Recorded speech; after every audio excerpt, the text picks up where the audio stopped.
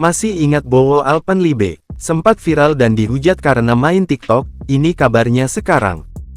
Sosok Bowo Alpenlibe sempat viral pada 2018. Ia pun langsung dikenal sebagai artis TikTok Indonesia kala itu.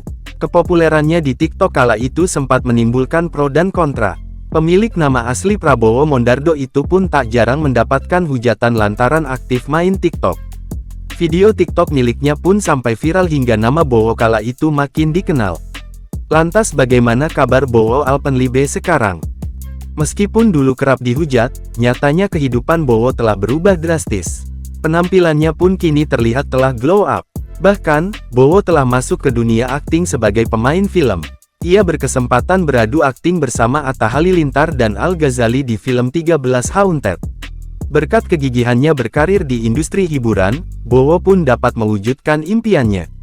Ia berhasil membeli hunian mewah seharga 1,5 miliar di kawasan Bekasi. Menilik akun Instagramnya, Bowo tampak aktif membagikan potret kehidupannya. Akun Instagramnya pun telah terverifikasi dan memiliki 1,1 juta followers.